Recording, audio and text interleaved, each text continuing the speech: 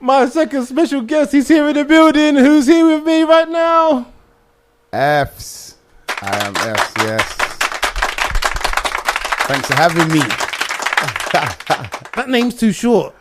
It's my name. I know, but it's just too short. Like, who's it? Effs. Who is Effs? I am Effs. Thank you for that. Explain. It's me. I guess the name came from, my real name's Festus, so it came from a shortened version of that. So people would just say F to call me, or Fess. And so we kind of incorporated it. And you become a Fs. couple letters to them here and there. There you go. Right. So talk to me about the artist Effs. Who is he? Where does he come from? What has he done? How did he get here? So I'm originally from Cambridge. I've been staying in London with friends just as things are just sort of happening for me. It started... Oh, so you're now based in London now? I'm to and fro. Okay. I'm to and fro. It started when I was young. I had a voice, but I didn't really do anything with it. At what age did you realise you had a voice? I was little. It's a funny story, actually. I was... you have assembly when you're little. Yeah. And they used to... Primary school we're talking. Primary school. Yeah, okay. So you'd have to sing, Kumbaya or whatever. Well, in our school, we did. You'd have to do what? You have to sing. Who's singing Kumbaya? Why? That was just part of the... What, every day you go to... Every day, every morning you had assembly, you'd sing... Sing Kumbaya? Kumbaya, you sing ink is black, the page is white. We'd sing... Never heard of it. You never heard of it? The ink is black, the page is white. What kind of school was this? How'd it go? Something of all the land. Well, was this a school for people that lack discipline? What kind of... Maybe. I've never heard of this. Yeah, we used to have to do it. It was, what's the school now? It was Fawcett. It's called Fawcett County Primary School. Okay. In Trumpington in Cambridge. Shout out Fawcett County, whatever. shout them out. And it was so basically when I was there, I had a teacher called Miss Ribton. Shout out Miss Ribton. And she always used to encourage me and stuff like that. But I used to sing in assembly. Yeah. And everybody would always look at me. Okay. I'm either singing with power or it sounds nice. But for me, the glare was just too much. So from then I just stopped. Oh, you shrunk, I was like, I can't take the attention. So I just stopped. But you must have known at the time when you're when everyone's singing, Kumbaya, and you're like, Kumbaya! And you're doing that madness. You must have known you were overdoing it. Kumbaya. All of that. Yeah, that's what I just did. That's how it sounded to me anyway. No, I mean, I was young, so it didn't really register. Okay. All I knew was that, obviously, the school wasn't very diverse because of the area that was in. Right, okay. So there was only really me and my sister, maybe a couple of others. Right, okay. So the attention that you got already was already... Yeah. And we're talking about, 90s? Yeah, 1990. Okay. So it was quite, Yeah, okay. So that was just too much for me. I didn't really want it. So that I just basically shrunk, didn't do anything. Got you. Fast forward to about 17. Okay. And then I was playing basketball and sports. So I was in Canada doing that. Why were you in Canada? On holiday? My dad's there. Okay, my dad's there, yeah. So I was with him doing Were you living there though, or just on holiday? I was there, living there. Okay. So I sort of semi-migrated. Okay. And so you went there at what age? 16. Okay, got you. So I'm not police, aren't I? But go on. No, interrogation. So I'm about 16. Yeah. And then I met a guy called Dane at my high school at the time, and he's into rapping, into his music. And then at lunchtime we would have the same period. Right. So over this period, so you have 5 periods of the day. Yeah. So you might have period 1 lunch, and period 2, 3, and then start your school for the last 3 periods of the day. Oh, is it? Yeah, or you might have 1 and 5 off, or you might have 3 and do 2. What, in school? In school, in high school, it's different. It's totally different. It's mad. Okay. So basically, so we had the same lunch. So we used to go to his house and record. Yeah. So I spent all my time there recording, and the love came back. Yeah, yeah. And then I remember I'd recorded something, and he'd sort of, I'm not really sure about the engineering side of things, but he'd somehow bounced it down and created a track with me singing on it and him rapping, and then he was playing it to everyone around the school. Yeah. And everyone was sort of like, wow, who's the guy singing? Yeah. And then obviously they found it was me. They used to call me England, or they call me England or 007. Okay. So like double O, they say like, double O. Yeah. So then, and then from then, it just kind of, the passion was back, the fire was stoked. So how did you end up in a studio with this student who, if you weren't really interested in music at the time? Well, basically, I was on a basketball team, and so was he. Yeah. So they usually got you to partner up with someone so that you could do your runs together, do your training together and stuff. It was a Division 2 high school. Okay. So we would just happen to be partnered up. Yeah. On the red coats, they call them. So we weren't on the full team, but we were sort of, if anything, they were planning to put us on the team in the next year. So if we could get ready. Yeah. Okay. So he and I were just sort of together like that. Yeah. And then like he used to rap, and I know good music. Yeah. And I was like, wow, you're good. Yeah. You're good. Yeah. And then I was like, oh, I sing. I used to sing. I could sing. Yeah. Okay, gotcha. Do you know what I mean? It was like one of those sort of conversations. Okay, and then he's like, oh, come, do you want to sing something? Yeah. I was like, yeah, cool. Like if it's just me and you, like, you know, a bit nervous and that, like, yeah, cool. And then we just went to the house. He lived maybe like 20 minutes walk from school. Okay. So we just walked to his house. So what's he doing now? You know, I've lost contact with him. Really? Yes. What's his name? Dane, if you're locked into On Top FM right now. I think his rap name was Wonder Boy or something like that. Wonder Boy. Have you tried to find him? I've tried to find him. I can't find him. Not Wonder Boy, not Dane, nothing. Nah, I can't remember his surname. Yeah, okay. But surely, so if you go on Facebook, what about the people that were in your class? Are you in contact with anyone from your class? One guy's brother. Because there might be a link between the two. I've asked him. Yeah. He doesn't even know who he is. Wow. Okay. And I think now, I guess we're talking. Well, I left when I was about 18, so we're talking about 16 to 18. Yeah. I'm 30 odd now. Jeez. Man, like. I'm 30 odd now. I said the odd, you know the odd means. 30ish. Yeah. And so I think that's probably like 12 years. Yeah. Okay, it's a long time. Yeah. I don't know where he's going to be. Cool. Okay. All right. So then you were in Canada. So you got the love back. Was it Canada? Yeah, Canada. Yeah. So you got the love back. And then what age were you? So what happened in Canada? Did you do anything? Performances? No, I didn't do no performances. No. Like my dad very much pushed me into the sport. Okay. I had like trials for football teams and stuff like that. American football teams? No, soccer. Okay. Canadian national football team trials. Okay. I got in, but I turned it down because I wanted. So what was it like back then? The soccer trials, was everyone just dead out there playing football? Because they're not. You know what? Yeah, the ones. It's funny because in the UK, back then no one cared. Yeah, and because basically here, we have. It's instilled in you. It's like almost a national sport. Right. So from young you're playing. So there's in Canada actually basketball and ice hockey. So it's winter sport. So so football IQ was already way ahead of everyone else. I just knew. Yeah. So with that, you can play smart sort of things. So that's just what I used to do. Okay. Just hold and just. Yeah. Okay. What position did you play? Defensive midfielder, centre back. No, you weren't that good. Right. So. Man, threw him out the back, like almost goalkeeper. But anyway. No, wait. Defensive midfield is like a crucial part of everything. Yeah, but you don't need no techers for that. You just need an eye and a pass. That's all you need. You can get by with that. An eye and a pass. You don't need no speed, no agility, no power. You don't need nothing. Just an eye and a pass. That's it. And you get by. No tackle. You don't even need to tackle really. Don't even need to do nothing. Man to carry the oranges. Oh you don't need to do nothing in that position. But anyway, striker. Don't try to bring. Tried it. But okay, no. But for the purpose of the interviews, no, congratulations, well done. Anyway, right? So anyway, yeah, leave it. But yeah, so you were there. So were you actually in the team? So you actually had a team? Yeah, so I got into the team, but I turned it down. How come? So I didn't want to do it. Obviously, music was then sort of building in me. Yeah, okay. And the what it included in the team was a lot of travel. Okay. I don't know where I would have been. Okay. I mean, looking back, I don't regret it. Yeah. Because I love what I do. Yeah. And this is what I've always wanted to do, and I believe I can do, and I am doing. Yeah. So yeah, I think it was the right decision. But in Canada, I'd imagine the music industry is quite strong. Like this is obviously pre Drake. Yeah, I mean it was. I think there was a Cardinal official.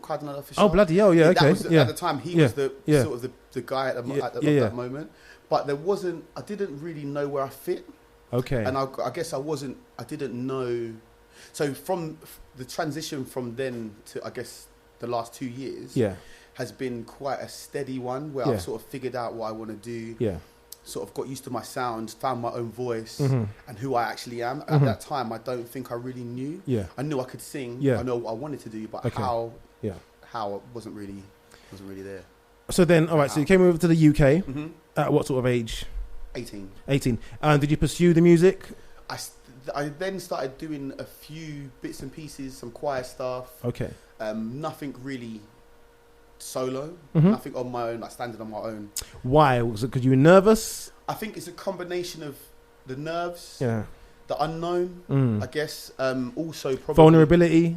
Yeah, I think when you're on stage on your own, there's nowhere to hide. Yeah. So it's like, I don't know, maybe second guessing yourself a little bit, fear, all of the above. Like you have to be honest with it. Like, a lot of people say, "Oh yeah, I don't," but now for me, it was a big thing, and up until now, I'm obviously doing it. Yeah. It was a comfort thing as well to have other people on stage with you. You know that people are looking everywhere, not just focusing on you. As I think about it now, it's probably been something within my life that I've kind of the attention. What, you didn't like it? Yeah, I mean, if I'm asking for the attention, then of course. But you're kind of loud, and you're kind of like, so you're not someone who's not going to get attention, like. So. I can't. That's now. Yeah, okay, but all right, fair enough. So back then you weren't this guy. I don't know. I feel like because you're gonna get attention. You're a big dude. You're loud. You're abrasive. No, you're not abrasive, but you will get people. You will get people's attention. It's gonna happen naturally. So I don't understand how you can be that person in every day, and then come to a stage and be like. I don't know. I think part of it is obviously I am how my character's how I am. Yeah. But when you're doing something that I guess you love and that you want people to kind of don't want to get it wrong. Yeah, maybe like you don't want to get it wrong, and maybe it's because it's something that you know you can do. There's an added pressure that you put on yourself. That actually this has to be 100% all the time. I feel like maybe that's why I was a little bit standoffish. Okay, no. But obviously now you got there. Nah. So let's fast forward to, let's say, a couple of years ago. So you were part of a group. Yep. Called A-Flame. A-Flame. Yeah. Actually, in between A-Flame and you coming over to the UK, did you do anything of any note that we should be aware of in terms of your progression? I mean, I did some stuff with LCGC. Shout out. Okay, LCGC, yeah. I still sort of part of that. Again, part of a large group. Yeah, group. So, and then I did some BVs. Did some like backings for like I still do Jocelyn Brown. Okay, that's again background. Yeah. I did some stuff on some albums, some pop albums. Rita Ora's album. Okay, did some bits on that. Yeah. Ellie Goulding's album. Did some bits on that. Wait. And then I guess something just switched. Yeah. In my head, and it was sort of like. I feel like I can do this with the right people around me. It's always about the team, and obviously like people like yourself that will sort of buy into it and help along the way. I feel like this is. I feel like I'm kind of made to do it. So, have you ever done BVs for or worked with somebody and you thought better than you? No. Yeah. Okay. All right. I've done BV. Oh, that's a lie. I say, how many people have you not, inverted commas, felt like that about? Maybe like.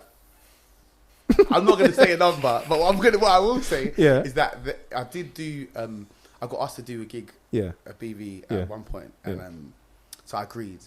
I got there, and it was unbelievable. What, the lead singer? Just the whole. Energy. Everything was unbelievable. Yeah. So in the end, who was that again? I don't know who. Oh, right, okay. Right. In the end, what happened was I ended up having to like arrange.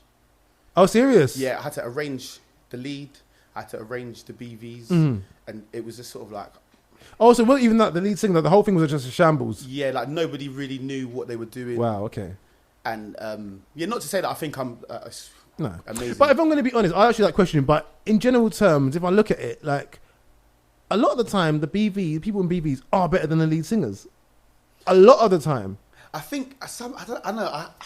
Vocally? I think a lot of people that sing background just don't try to sing lead or they sing lead, but they don't try to be an artist. Some like I know certain people that actually prefer singing, doing harmonies, and just being sweet in the back. Why is that? I don't know. Comfort? Huh? Comfort? Maybe, but I think it's preference. Yeah. Okay. Like, I love singing harmony in groups, but I also love doing what I do as well. Like, I feel like I was made to do this. So, yeah, I don't know. I don't know why. I mean, I still do BVs and I love it. Yeah. It's like family. It's like a family affair. Is it more fun? It's less pressure. Less pressure, yeah. Less pressure. It must be less pressure. If you get it wrong for them and they're looking at you like... outside, but will they even hear you if you're in like 3 or 4? Like for JB, there's 3 of us. Yeah. And I'm the tenor. Yeah, so if you get it wrong, then everyone, there's only one tenor voice, one soprano, one alto, so you have to be on point the whole time. Yeah. And her ear is like nothing I've ever heard in my seen in my life. She knows exactly what you're supposed to be doing. Yeah. All right. So then you went into A Flame. Mm-hmm. A Flame was a group generated from our church. Your church. I Can Community Church, Siemens Brothers. If you're ever about, I'm going to come down. Hashtag the Bish. The business bishop, Wayne Malcolm. Shout out. How did that group get formed? How many people would try to be part of it but weren't good enough, so you had to kick them out politely? And what are their names? This is terrible. There was no one got kicked out. Politely, okay. All right. Got kicked out. There was originally 5 of us. Okay. As with groups, it's almost like a 5-way marriage where everything has to be sort of okayed by everyone. Right. So certain things just didn't work out. Because there were 4 females? Because of the personalities. Okay, right, okay. So then, so it went down to... It's supposed to be 6, then it was 5. Oh, what happened to the 6th one? The 6th one couldn't commit to everything that we wanted to do. Okay. Then there was 5, and then everything didn't work out, so then there was 4. And the 4 of us still do what we can. And people may have seen you on TV. Oh yeah, we did Pitch Battle on BBC That's right. One. Yeah. I think it was, What was that like? It was a good experience. Met some really cool people. Claire Wheeler being one of them. Right. Tanya, and Decky. They were amazing. I'm just shouting. These names mean nothing to me. If you got to imagine, it's a group of us that have never done TV. Yeah. We're a very new group. We know we sound good, but there's a lot of stuff that we don't know within the industry and all that sort of thing. Yeah. TV and all that. And those 3 really, really just clubbed around us and helped us tremendously. And to this day, we're still in contact with them. And Hannah as well. Hannah. Okay. How did you find it, though? Because me watching it, even though I thought you looked great and whatever, you sounded great, looked great, it's a bit of cheese. It was very, very cheesy. Yeah, I think... That's not mature. What? He said cheese. I said that's not mature. Okay, can we do this? Can we leave the jokes to me, please? So you tell the jokes while I laugh. That's how it works. Because if you tell the jokes, I ain't laughing.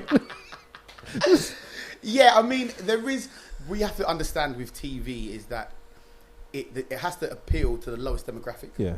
So it's always going to be slightly grateable. Grateable, right? There you go. There you are. Grateable, yeah. That's a good one. I like that. Grateable, yeah. Just because that's the nature of what it is. Yeah. But it wasn't. It was difficult. It was quite intense. Yeah. It was quite pressured, but it was fun. But I say that because I'd struggle being on TV with cameras on me and all the rest of it. But then I'd struggle to have to act in a certain way and do these little battles with a group of old women, and it's like, and you're going back and forth, and like it would just be like, for me, I'd struggle. I don't know. I mean, because it's what's required. Yeah. I guess as an artist, as a performer. Yeah. You have to just. Yeah. You have to be able to go into different modes, and that's something that I've never ever done in my life. Be water. Just be whatever. Yeah, you have to. I mean, there's certain things that even within the show we said we weren't going to do. Oh, really? So, like we're going to keep with what we believe. So what did they ask you that you said no to? I mean, there was some song choices. Okay. Some things that they maybe wanted us to wear. Okay. Even some of the recordings and stuff that they are trying to direct us away, which they thought was good. Yeah. But we decided that actually we don't want to be like a typical gospel group or whatever. So we kind of did our own thing. But within that, you still had to do the battles and the dances, and you just have to adapt. You mentioned some names. You didn't mention Will Young or Khalees. What were they like? Khalees was amazing. Yeah. And so was Will. That sounded like I was going to say that. Yeah, I know, but I was waiting for it. I thought I was going to get some juice. No, they were both really, really great. Obviously, Khalees has been there and done it. Yeah.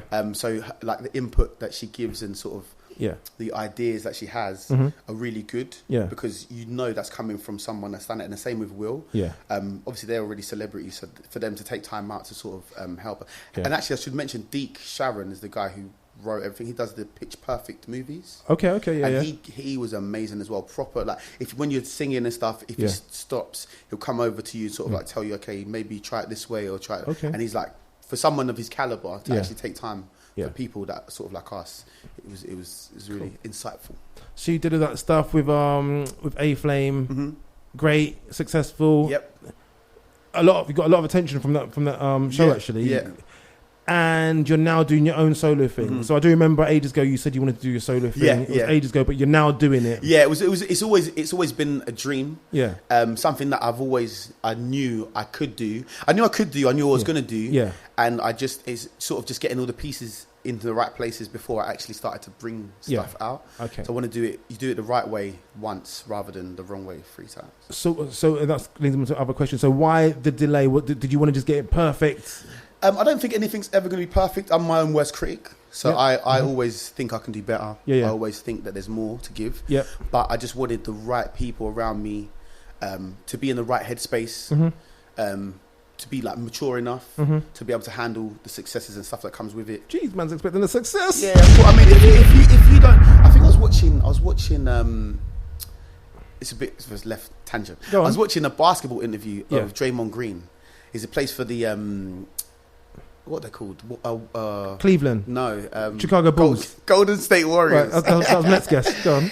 And they asked him if he thinks he's the best centre. Yeah. And he laughed. He said, of course I am. Yeah. If I don't think I'm the best then why would I even bother doing it? So I think I've definitely got a lot to learn and there's always room for improvement, but I know this is what I'm called to do. This is what I'm supposed to do. So do you think you're the best? I believe I am the best at what I do. Jeez. All right, cool. Fact. 100%. So we have got an exclusive. Yeah, I mean, because you were so nice enough to invite me down, you know, I did another show the other day and they got one exclusive of a new tune that's not been released. What? Hold on, wait, calm down. Hold on a minute. What is this? It's always exclusives, but because you took time and you didn't call me quickly enough. Yeah. So no, all right, no. Can we get into this? Can we get into this? Let's get into this. So, Miss Gabby Charlene Gabor. Okay, right. Whoa. Let's call out names. Government names. Well, it's not really government, but still. Right, Shasha Gabor. So she reached out to me and she said, well, she didn't reach out to me, but she mentioned the fact that you were doing something. And effectively, today's show is her show. Right, because she mentioned about gold, blah, blah, blah, and getting the people involved in gold. And then she mentioned you. What dates have you got available? I came back with dates. I'll get back to you, she said. Right. She got back to me about the gold individuals. She didn't get back to me about you. So I am not responsible for anything that happened, right? You have my number though. I don't have your number. Yeah, oh, now I don't have your number. Ah, see. So go on, talk to me again. Go on, what else you got? Instagram. Oh no, I was going for your manager. I was going for your management. Shasha Gabor. How much are you taking, Shasha Gabor? Is she even management? Yeah, she's management. Shasha Gabor's management. She's not management. She's PR management consultant. That's right. Advisor, engineer, producer. Shah Gabor. Gabs. I love you, Shah. I love you. All right, cool. So talk to me. So we got I've got one of many exclusives. I thought a special. I felt special for about 20 minutes, but then I realised. Wait. So basically, there's a song that's going to be released shortly called "Better Man." Okay. So forget that. I want to go back to the other exclusive that I don't have. Let's go back. So Bulletproof. I did a live version of it on the show at Westside the other day. Sorry, because they were the first, and they invited me on, and so I wanted to give them something that no one else has heard. But this is exactly the same. No one's heard this, so that's all right. This is an exclusive. And in fact, this comes out on the 9th of August. Okay, so this comes out the 9th of August. So this hasn't been played. This hasn't been played anywhere. It hasn't been heard anywhere. Exclusive. So talk to me about this single then. So this is your debut. Is the debut so what single. was the Bulletproof? What is Bulletproof? It's just a live performance that you did. It's a song, but you're gonna have to wait. Oh yeah, sorry, we're not part of West Side. Sorry, sorry. It's a song. It's an emotional I'm not song. DJ Rude DJ and Gussie Gus. Sorry about that. It's a song that's gonna come out shortly. Yeah, but you have to stay connected with me on my socials. I am Effs. Okay, cool. I am at Effs. I am Effs on all handles. So Effs. I am EFFS. Because people might put FS. No, EFFS. Yeah, okay, cool. So I am EFFS. Yeah. Yeah, okay. On cool. all, everything. On everything. That's good because I hate people that have got different. Yeah, I managed to get it. it so that I've got it's across all. Okay, cool. So talk to me about this lead. So this is going to be your debut single. This is the one. So this is the real exclusive to have. This is the real exclusive. In fact, you're playing it. It's been playlisted a few places. It's going to be on some radio stations, but you're getting it first. So if it's been playlisted, then it's been played elsewhere. It hasn't been played. Okay. It's not gonna. It's been, but it hasn't come out yet. All right, cool. So cool, on the 9th, it will be out. But you're cool. All right. You know what I mean? Come on, come on. So talk to me about the single. What's it called? What's it about? It's called Better Man. Mm-hmm. It's about me. Mm-hmm. It's sort of. It's very honest. Mm-hmm. It's talking about sort of the mistakes I've made that we probably won't go into. I try to avoid it, to be fair. I try to avoid it. Some things I've done wrong. Do you want to speak about it? No, not Okay, really. all right.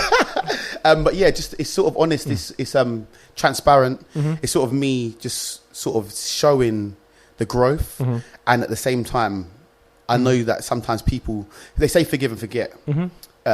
Some people that won't ever. Do you believe in that? I believe that you should. I believe in forgiveness. 100%. Yeah. You should forgive. Yep. But I think the forgetting part, I always remember the pain of it, because then even I've forgiven you and it's never going to come up again. I remember so that I don't forget, so that it doesn't happen again. I think if you're oblivious to things and you forget, it's fine, and forget about it. And then let's say I borrow you £10. And you don't ever pay me back. It's fine. The £10 is gone. But then if I forget about it, the next time you ask me for £10, I'm going to give it to you. 100%. And then I'm going to feel sad again when I don't get it back. But I should have known that the first 10 never came back. So I don't lend you money. I agree. I had a conversation literally yesterday with somebody who tried to do something really bad to me, and I've forgiven. It was a long time ago. It's like 10 years ago. But I haven't forgotten. So I made a joke about it. I haven't forgotten about it. It exists. It's part of my history. Exactly. But you can't forget stuff. No, Men in Black ain't going to come with the red torch and wipe your memory. It's there. So no, I totally agree with you. So I'm glad you said that. So at least I'm not on my own in that thought process. I agree, 100%. Before we go any further and play this single, actually, talking about opinions and stuff, our question of the day here, or my question of the day is about men that cry. No. What is your opinion on men that cry? Soft. No, I'm joking. No, I'm joking. I think it depends. Okay, so let's put aside like things like death and stuff like that, or something major like that. But if you thought it was trivial, and again, that your trivial might not be someone else's trivial, but if you thought something that's minor, why are you crying about that? Like if you're with your boys, and man, just like bursting into tears. Like, you're in the cinema, you're watching Lion King, Mufasa, something after Mufasa. Man. Yeah, it's a tear jerky. It's tear jerky. I don't know. Like, okay, so my thing about crying is this. What annoys me is people that cry for everything. Because I believe that crying is an emotion, is an emotional response to usually sadness. Yes, you can cry of laughter. Yes, you can cry of joy. But then you're crying when you're happy. You're crying when you're sad. You're crying when you're laughing. You're crying. You're just crying all the time. I don't understand. Laugh when you're happy. Smile when you. Do you know what I mean? Like so for me, I don't get the cry all the time. But if I was with my boys and we're watching a film and they started crying. I don't know. I feel like you could have held it down. Go to toilet. Exactly. Or I mean, poke yourself in the eye and pretend. Exactly. To put a fan in your eye, I was start peeling some onions real quick. Like, don't just start crying and now everyone's looking at all of us like all of them, man, are criers. Get down. Get down. Take time. Thank you very much. I'm not deserving. But if you give me a second chance, I'll be a better man.